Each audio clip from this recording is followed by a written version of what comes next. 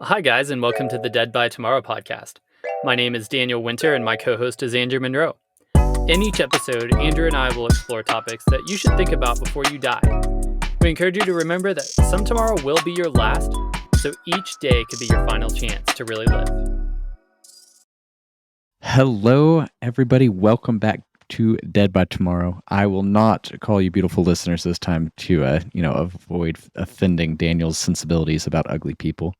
But we're glad you're here. So we are wrapping up our third challenge of the year, the vertical challenge, and we're going to be starting our new challenge this episode, which I don't know if we're going to come up with a cool name or not, but basically it's going to revolve around Daniel and I seeing who can convert I think $100 into the most amount of money by trading, betting, options, crypto, something. We'll figure it out. So Daniel, how did the challenge go? You have anything to report? Are you able to dunk? Are you 12 feet tall? What happened this month? Well, here's the thing. We're not technically at the end of the challenge yet, which is pretty important. I've got 2 days left, which means I haven't yet gone out to do my dunking attempt. So in the last episode we talked about, I would call this challenge a success if I could dunk a basketball, if I could get my vertical up to 36 inches. And so right now I'm at 35 and a half. So I'm pretty dang close. And so I'm hoping I'm going to use the next couple days of the challenge that are remaining to actually rest up and try to see if I can get up to that 36. And then I'm going to go find a court.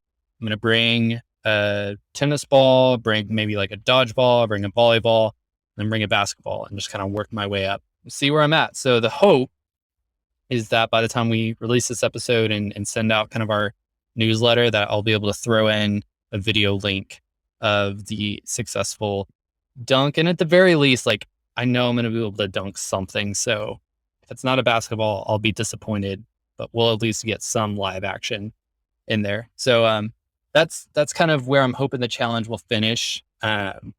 I think last time around you also asked if there was anything in the back half of the challenge I was going to do differently, and I sort of said, no, I'm just going to stick with my program, which I am sticking with my program. But then I lied. I actually decided to do I decided to do a little bit more research and see, is there anything I can do to kind of get that extra edge? And so I listened to a podcast, and I'm going to have to look up the name, but it's from a guy who does vertical jump training, and he's a volleyball coach. And so he has a big thing about vertical training. He actually has like a big program that he takes people through. And so I listened to his episode on vertical jump training. And the main takeaway that I have from it, because I didn't want to pay for his entire program, but he talked about this idea of speed being a really important aspect of vertical jump training. And one exercise that he has people do is he has them kind of go out and run like a 50-yard sprint. And at the end of that sprint, when you're kind of at your top speed, try to jump and try to maintain as much speed as you possibly can. And if you haven't done any training before, even if you have, like, getting a full jump, not losing any speed after a 50-yard sprint, that's pretty challenging to do. But what it does is it helps to sort of train your body to get more used to jumping while at a high speed. And then when you kind of go back and you're trying to do your training, and again, he's a volleyball guy, so you don't get to do a 50-yard run up to That'd be a big volleyball court to go into your spike. You get 3, 4, 5 steps. And so what you do after kind of doing that training is then you scale it back to that 3, 4, 5 steps, and you're trying to gain as much speed as you possibly can within those steps, and then translate that into a jump. And so you're trying to increase what he calls your maximum control velocity. So the fastest speed you can be going where you jump under control and get that height. So gone out and done a couple of those. I'll actually do a few more of those sprints and jumping at the end today, just to try to get ready, see where I'm at. That's awesome. I oh, I can't believe you tricked me like that. Um, but hey, it is.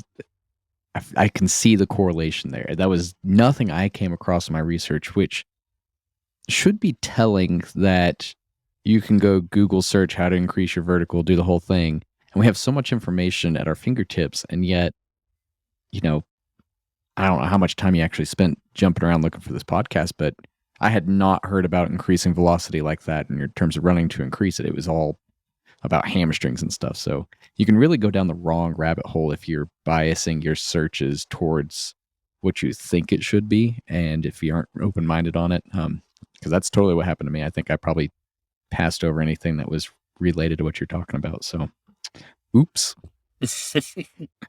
Yeah, I hadn't heard that before either. So that's where I was like, it's something different than what I've done. Let me try it and see. I really enjoyed this one.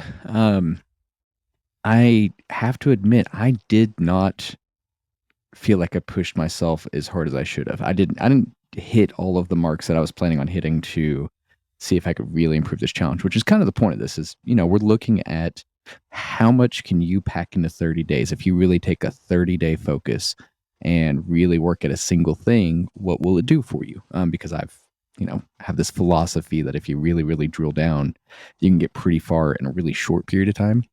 And so that's kind of why we've been doing this challenge stuff. And honestly, I sucked at this challenge. My diet was kind of trash on and off. Like I was trying to do like the whole meat thing and no alcohol, which I did good on the no alcohol, but on the meat eating only, I broke down every couple of days and had bread or something fried or whatever. So I kind of sucked there. I don't know. But that being said, go didn't ahead. you just most recently post your highest vertical and get to what your goal was? Well, and that's the thing is I added roughly 3 inches at least, and maybe over the next couple of days. I took a rest day today, and I'll probably go easy tomorrow. I'll probably do like an upper body again, and then I'll test the last day just to see if I can eke out like another inch on that vertical. And most of my vertical tests have been at the end of workout, so I'll probably do a little warm up and then test it and see if I can get that extra, if I've gotten that extra inch. So I've done well, which is cool. Like I've gotten 3, and I'm guessing probably going to be 4 inches by the end in 2 days. But I feel like in terms of discipline, I was lacking, I guess is what I'm getting at. I didn't hit as many workouts as I wanted. I didn't stretch as much as I said I was going to, especially on that last half. I still got some more stretching in, but there's just, in my mind, I really dropped the ball on a lot of stuff. It still was cool because I've definitely had improvement on the vertical. I feel like I could have done better. Maybe gotten 5 or 6 or 7 inches out of it if I really would have been disciplined on this. I'm hoping, or at least I'm telling myself that's what it was. Maybe no matter what I did, I was only get 3 or 4. Maybe. I mean that'd be quite a jump. Pun intended there. So I think this month though, you're getting to experience a little bit what Brett and I experienced last month, which is that, in our sequel challenge, Brett and I both had some struggles with our consistency. We didn't hit what we wanted to every single day, but we still left the challenge feeling a sense of growth. And I was able to get access to our SQL database at work. And like, I know enough where I could find some things if I needed to. And I can talk to one of my managers about that, who he wants to learn more SQL stuff. So we've kind of set that around the goals and like we can converse around it, versus that one was more of a successful month for you. So it's flipped a little bit. And hopefully what you get to experience and what our listeners can sort of hear is, even though you didn't have a perfect month in terms of your discipline and kind of trying to tick every box, you still did stick with it. And you didn't, the first time you ate something fried, or the first time that like your vertical actually went down instead of going back up, you didn't say, ugh, you know what, messed up this month, I'm out. Like you kept back and you did stick with it. And you did still show growth over the course of the month. I mean, I think your vertical is going to technically increase more than mine will across the course of the month, even though this was a good month for me in terms of training and consistency. Yeah. Well, and that is an excellent point because a lot of people, and I've done this as well, and I'm sure you have too. It's like, well, I screwed up, so I guess I'm done, and then you quit, and that is you can't do it like that. You've got to learn to take those. Uh, we'll call them failures. It has the wrong connotation because it's not really a failure, but having those road bumps, you got to be able to take those in stride and say, like, hey, I'm not going to be able to be perfect. I'm going to be able to keep going because you're right. I still picked up some stuff. One of the cool things about this challenge was I am finally running again. I've been telling myself for months that I was going to pick up my cardio and really get to work on it. And this was kind of the boost that got me going there. So that's been really handy. So that's a big win. And going back to SQL, this is kind of funny. And just to really drive home that even if it's just a short little practice challenge, you're doing this little thing, learning SQL in this case.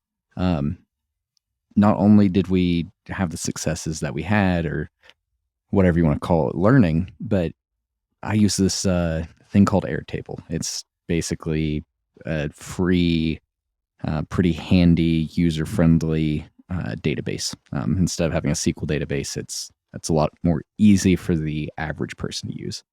And saying that, I still treated it like Google Sheets. I used it like a weird Google Sheets. And so a lot of the stuff I was trying to do with Airtable, I would just kind of wouldn't quite be able to fit it in right because I was trying to do things that you would do with Google Sheets or Excel. And after learning SQL, playing around with it now, I'm like, oh, I get it now. I get how this is supposed to function, and it just carries over. So like, even though we've been doing this vertical challenge, I'm still getting benefits a month later from the SQL challenge. I know that's how it's going to be with this vertical challenge. My cardio is only going to increase more. I've gone up in strength on some stuff. It's just going to get better. So even if I had in my mind kind of some of these roadblocks, a lot of it came down to my schedule, what was going on. I had a lot of work stuff that came up that got in the way.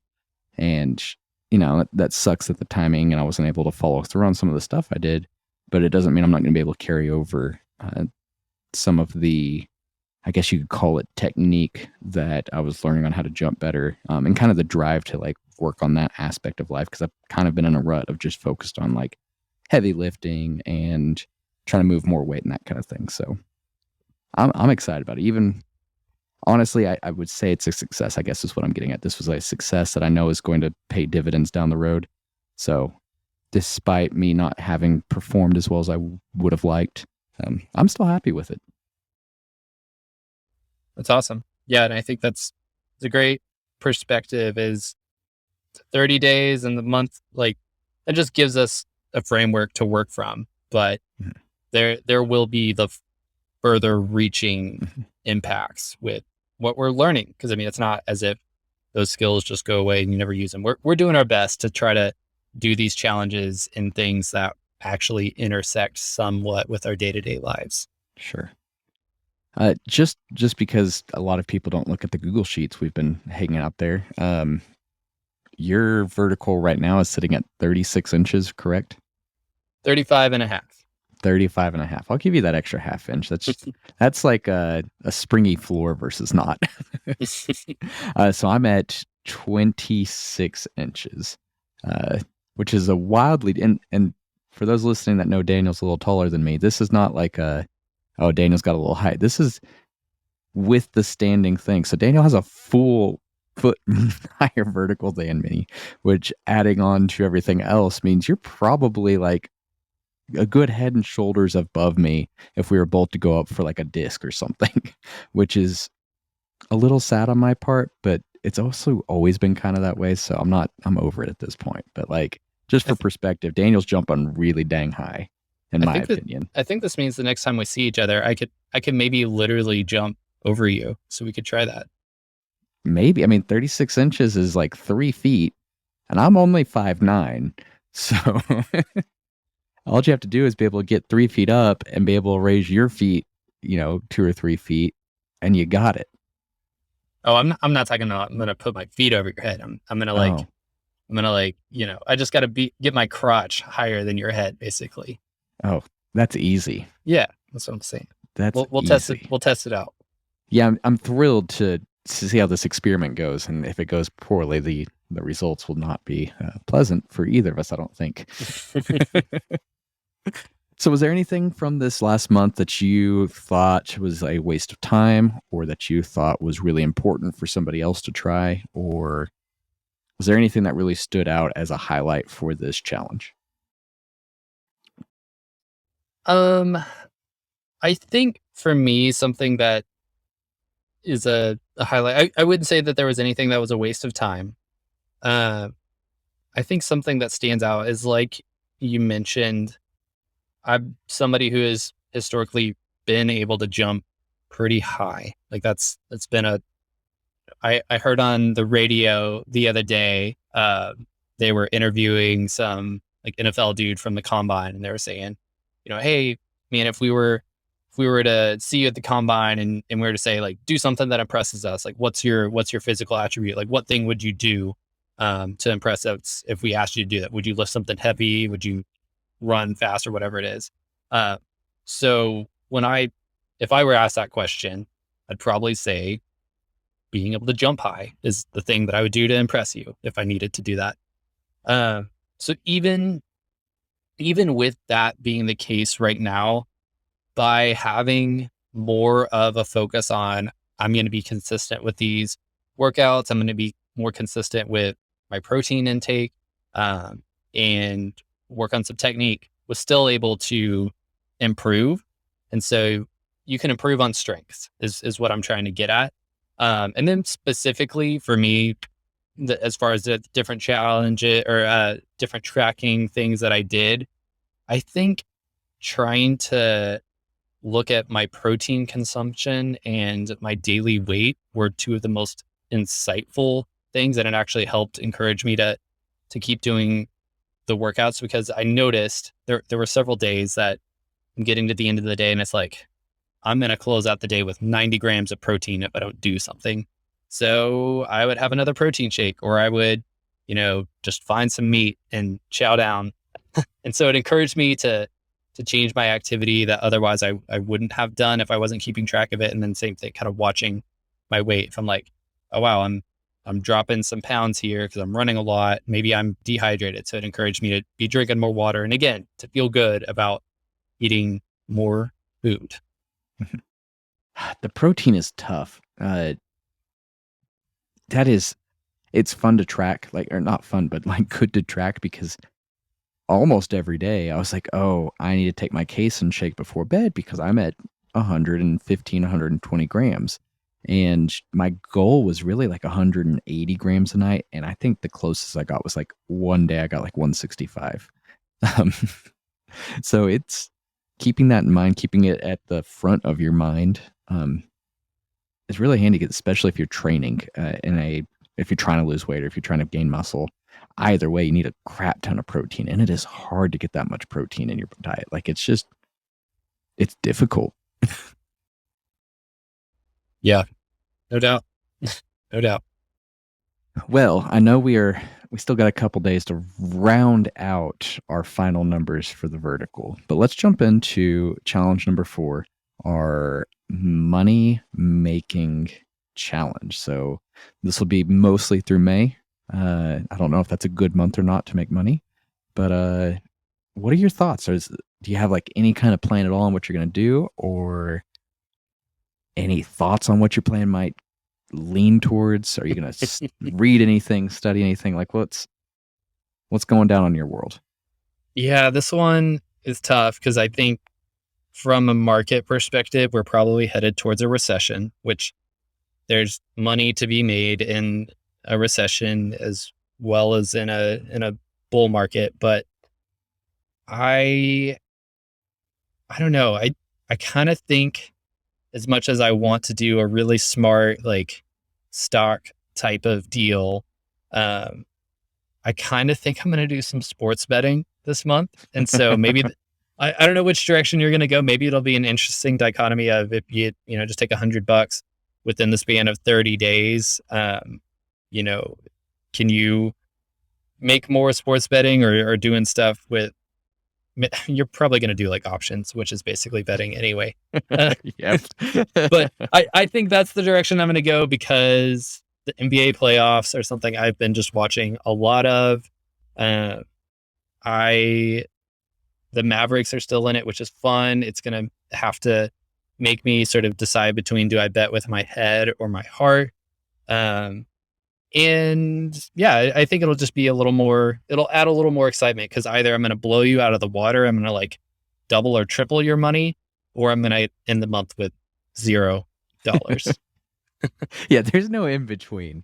I've Yeah. been to Vegas with you. So- It'll be $0 or a bunch of money, or possibly both, depending on which time frame we look at. Halfway through, we'll quad or quintuple the money, and then by May 31st, it'll be back to zero.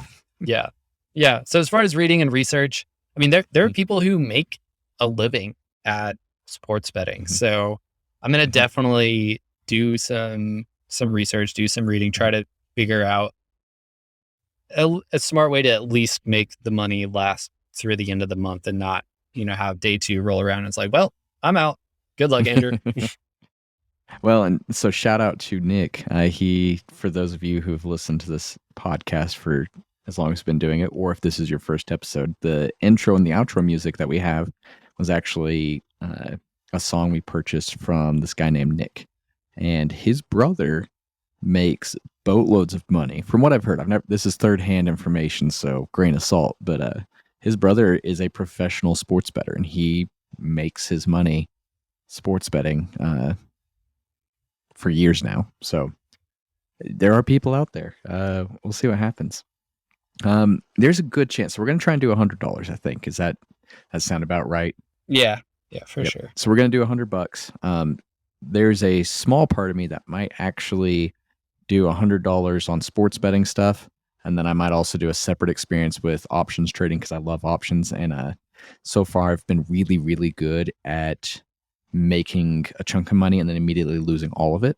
So I wanted to do options, but in a much more controlled and specific manner, because what'll happen is I might make $2 or $3 or $4 or $5,000, and then I get cocky or overconfident, and now I'm doing like what are basically $3,000 or $4,000 bets, and